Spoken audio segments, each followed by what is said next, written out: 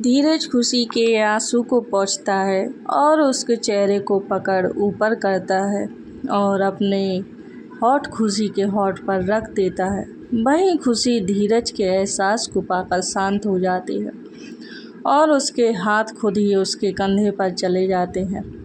धीरज खुशी के होंठ को छोड़ जैसे ही उसके गर्दन की ओर बढ़ने लगता है कि तभी उसकी दरवाजे पर दस्तक होती है, जिससे दोनों ही अपने होश में आते हैं। धीरज एक पल खुशी को देख फिर कहता है, खुद को ठीक करो, मैं देखता हूँ कौन है। यह कह वह दरवाज़ा खोलता है। वहीं खुशी जल्दी से वॉशरूम में जाकर फ्रेश होकर बाहर आती है। धीरज दरवाज़ा खोलता है तो सामने धीरज की दादी थी, जो धीरज जल्दी से दादी को अंदर आने को कहता है। धीरज की दादी तो उनकी नज़र खुशी पर जाती है और वह खुशी को अपने पास बुला कहती है। नीलिमा जी कहती हैं, बेटा मैंने आप दोनों को जल्दबाजी में यहाँ बुलाया तो कहीं आप गुस्सा तो नहीं हुए। खुशी नीलिमा जी की बात सुन कहती है, ऐसी कोई बात नहीं दादी, बल्कि हम तो बहुत खुश घर आकर। नीलिमा जी खुशी के सर से पल्लू हटा कहती हैं, इसकी कोई ज़रूरत नहीं है बेटा जी, आप मेरी बेटी के समान हैं, इसकी कोई ज़रूरत नहीं है। खुशी नीलिमा जी की बात सुन सर हाँ में हिला देती है। धीरज जो कब से दोनों की बातें सुन रहा था, बीच में कहता है, दादी आपने अर्जेंट क्यों बुलाया है। दादी कहती हैं, शादी के बाद कुछ रस्म होती है, वह निभानी थी। धीरज कहता है कि मेरी मीटिंग है तो मैं बाहर जा रहा हूँ, आकर मिलता हूँ आपसे। धीरज दादी की बात सुने बिना ही चला जाता है। कुछ देर बाद धीरज आता है तो दादी फिर कुछ कहने जा रही थी धीरज से कि तभी वह बिना नीलिमा जी की आगे की बात सुन वॉशरूम में चला जाता है। खुशी धीरज की बात सुन बस उसे एकटक जाते हुए देखती रहती है। तभी नीलिमा जी खुशी को देखकर कहती हैं, पता नहीं कब यह मेरी बात सुनेगा, समझता क्यों नहीं है। खुशी जो कब से उनकी बातों को सुन रही थी, वह कहती है, दादी आप चिंता मत करिए, मैं उनसे बात कर लूँगी।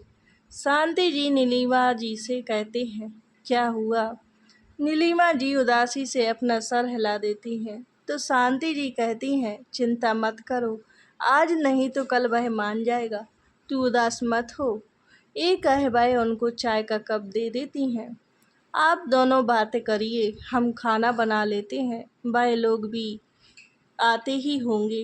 यह कह जानकी जी किचन में चली जाते हैं। शांति जी और नीलिमा जी कुछ बातें करने लगती है। खुशी कुछ देर तो दरवाजे को देखती है, लेकिन फिर वह दरवाज़ा खोल डरते हुए अंदर जाती है तो देखती है धीरज सावर ऑन कर दीवार पर अपने दोनों हाथों को रख अपना सर नीचे किए खड़ा भीग रहा था।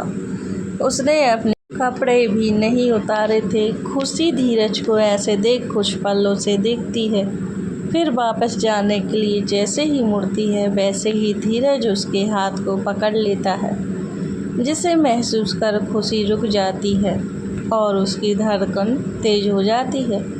खुशी धीरज को पलट कर नहीं देखती। तभी धीरज खुशी को अपनी ओर खींच लेता है, जिससे खुशी सीधा धीरज के सीने से जा लगती है।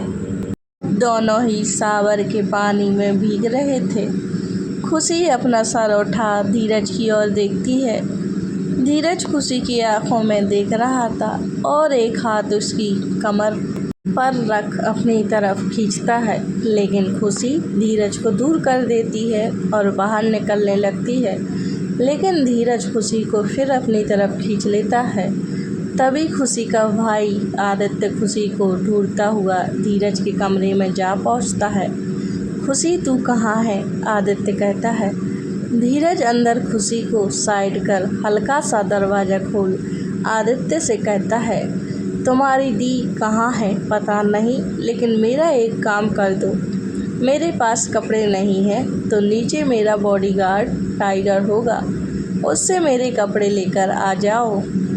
आदि, जो अपने जीजा को देख तो हकबका रह जाता है, लेकिन जल्दी वह हाँ बोल नीचे चला जाता है और एक सूप निकाल खुशी को थमा देता है और वह बाहर ही खड़ा हो जाता है।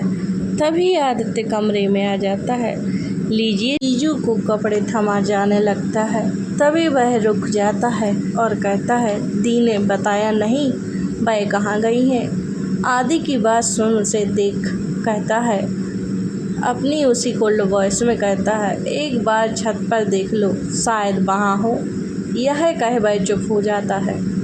आदि धीरज की बात को सुन वहाँ से चला जाता है। तभी खुशी वॉशरूम से बाहर निकल जाती है तो धीरज खुशी को बिना देखे वॉशरूम में चला जाता है। खुशी भी ज़्यादा ध्यान ना देते हुए नीचे चली जाती है। खुशी नीचे आती है तो देखती है कि उसके पापा आ रहे हैं, तो वह उनके पास जा उनके गले लग जाती है। विजय जी खुशी को आशीर्वाद देते हैं। तभी जानकी जी किचन से बाहर आते हुए कहते हैं, बेटा दामाद जी को खाने में क्या पसंद है बता दें तो मैं बना दूं। नहीं माँ, खाना मत बनाए, वह दरअसल उनके ऑफिस में कोई पार्टी मीटिंग है तो वहीं जाना है। उनको खुशी कहती है, तू भी जा रही है? जानकी जी कहती है, हाँ माँ, उन्होंने कहा है चलने को। आपको पता है मैंने उनके ऑफिस भी ज्वाइन की है। खुशी खुशी से कहती है। खुशी की बात को सुन सब खुश हो जाते हैं। तभी सीढ़ियों से उतर कर आदित्य आता है और खुशी को अपने गोद में उठा घुमाने लगता है।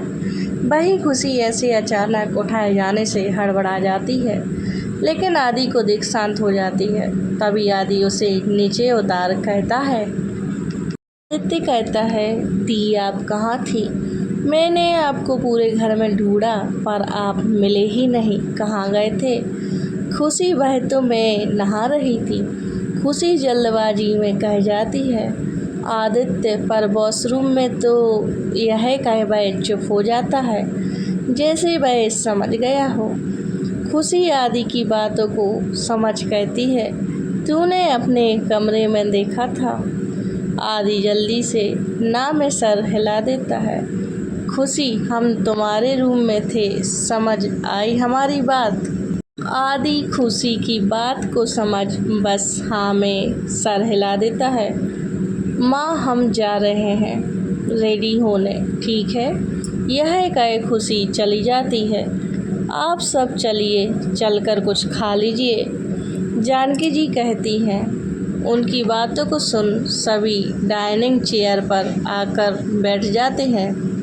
खुशी अपने रूम में आती है तो देखती है धीरज अपने बाल बना रहा था। धीरज भी शीशे से खुशी को देखता है और वैसे ही बाल झाड़ते हुए कहता है, आ गई तुम? खुशी धीरज की बात सुन बस अपना सर हिला देती है।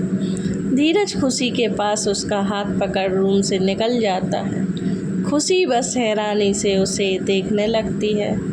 डर से तो उसके गले से आवाज़ ही नहीं निकल रही थी। धीरज खुशी को ले नीचे आता है। तभी उसकी नज़र विजय जी पर जाती है तो वहीं खुशी का हाथ छोड़ उनके पास जा उनके पैर छूता है। विजय जी धीरज को देख मुस्कुराकर कहते हैं, खुश रहिए। धीरज उनको देखता है, बस अपना सर हाँ में हिला देता है और नीलिमा जी की तरफ देख कहता है, दादी मैं जा रहा हूँ, अगर लेट हुआ तो मैं अपने विला में रुक जाऊँगा, आप वेट मत करिएगा। यह कह फिर खुशी का हाथ पकड़ वहाँ से निकल जाता है। वहीं विजय जी धीरज को जाते हुए देख रहे थे। तुम उस पर ध्यान मत दो विजय, वह बचपन से ही ऐसा है, किसी से वह जल्दी बात नहीं करता। आओ तुम बैठो, मुझे कुछ बात करनी है तुमसे, नीलिमा जी कहती है। विजय जी भी उनकी बात से सहमत हो जाकर नीलिमा जी के पास बैठ जाती हैं। धीरज खुशी को लेकर कार में बैठ जाता है। उसमें हिम्मत नहीं हुई उससे कुछ पूछने की, इसलिए वह चुप रहती है। धीरज कार स्टार्ट कर देता है और दोनों वहाँ से निकल जाते हैं। करीब आधा घंटा बाद धीरज की कार एक मॉल के आगे खड़ी हुई और धीरज खुशी को कार से निकाल मॉल के अंदर ले गया।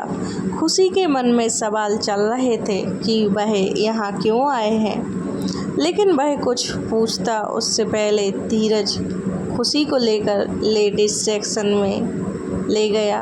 यहाँ बहुत ही महंगे दामों की ड्रेस थी। तभी वहाँ पर एक स्टाफ आ जाती है। स्टाफ कहती है, सर मैं आपको क्या हेल्प कर सकती हूँ। धीरज कहता है, सुंदर सा गाउन दिखाओ, और वहीं पर लगे सोफे पर बैठ जाता है। वो स्टाफ खुशी को लेकर चली जाती है और कुछ देर बाद खुशी एक पिंक कलर में गाउन पहन बाहर आती है। धीरज खुशी को देखता है जो कंफर्टेबल नहीं थी उस ड्रेस में, क्योंकि उसकी बाजू था ही नहीं, शोल्डर पूरा दिख रहा था। धीरज तो उसे देखते ही रह जाता है, क्योंकि वह ड्रेस में बहुत ही सुंदर लग रही थी। तभी उसकी नज़र आसपास काम कर रहे स्टाफ पर जाती है, जिसमें से लड़के भी थे, जिसे देख धीरज का पारा